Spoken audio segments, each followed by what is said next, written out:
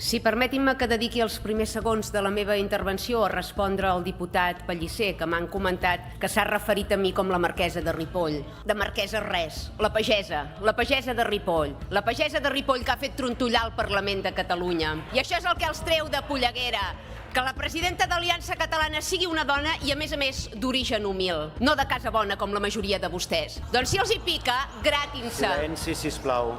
Continuï, I ara sí, diputada. sobre la moció en l'àmbit esportiu. Més de 3 dècades amb la clau de la caixa, els despatxos i les competències plenes en esport, i ara venen aquí a descobrir-nos que el sector esportiu agonitza, arriben amb més retard que l'R3. Reclamen al govern socialista que inverteixi l'1 del pressupost de la Generalitat a l'esport. Que ho van fer vostès mentre governaven? No. Catalunya mai no ha superat el 0,3% del pressupost dedicat a l'esport, malgrat representar el 2,3% del PIB nacional. L'any 2010 el pressupost real era de 160 milions d'euros. El 2024 s'havia encongit fins als 95 milions. Només tenint en compte l'increment de l'IPC, avui el pressupost esportiu hauria de ser de mínim 200 milions d'euros. A la Comissió d'Esports vostès van presentar una moció per fer un nou pavelló a Cervera. No dubtem que sigui necessari, però saben quina posició ocupa Cervera en pavellons per habitant de totes les capitals de comarca de Catalunya? La 18a. Cervera té un pavelló per cada 4.700 habitants. Saben quina posició ocupa Figueres en aquest rànquing? La 43a. És 43a. És la ciutat amb menys pavellons per habitant de Catalunya. Un pavelló per cada 25.000 habitants. És a dir, haurien de construir 8 pavellons per situar-se al mateix nivell que Cervera. I quan Aliança Catalana va proposar a la Comissió d'Esports escoltar una entitat figuerenca per exposar la situació esportiva de la ciutat i revestir així de contingut la necessitat de construir un pavelló nou, Junts per Catalunya què va fer?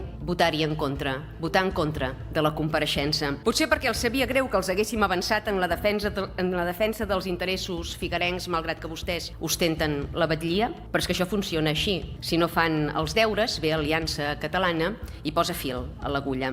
Vergonyosa la seva actitud en aquest afer, com en tants d'altres, prioritzant interessos de partit per davant de les necessitats dels ciutadans. Reclamen que el català sigui d'ús prioritari a tot arreu, competicions, esdeveniments, canals de comunicació, programes de suport a clubs i federacions. Compartim plenament aquesta voluntat, tot i que esperem que aquesta defensa de la llengua sigui més efectiva que la que han protagonitzat a escoles, a carrers i a mitjans de comunicació mentre governaven. No voldríem que el català perillés ara també als vestidors i a les pistes. Fa anys que presumeixen de tenir collat el govern de Madrid, tot i que el collam temo que el duen vostès, que es van vendre a canvi de tenir grup propi a Madrid. Si són vostès els qui duen la corretja i no al revés, demostrin-ho. A on són les seleccions catalanes que reclamen en aquesta moció? Per què no les pacten directament amb el senyor Sánchez, ara que sembla que tornen a reiniciar el festeig? No és una prioritat pel seu grup? És una d'aquelles estructures d'estat que ens van prometre. Ara que acusen el govern del PSOE d'incompliments, farien bé de mirar-se al mirall. En el punt 9 proposen la creació d'un nou programa d'auxiliars esportius amb perfils, protocols,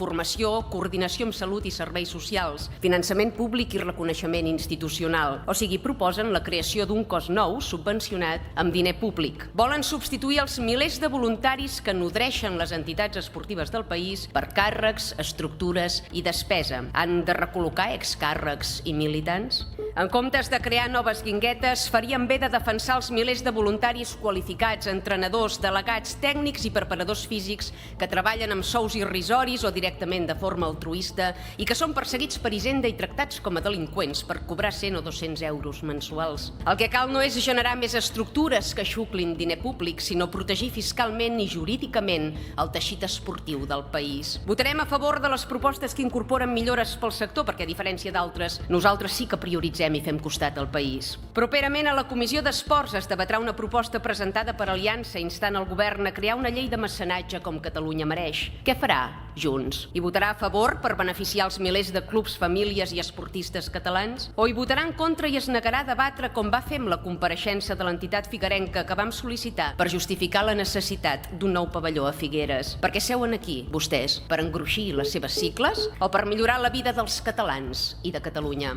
Aclareixin-ho, perquè l'electorat en pugui prendre nota.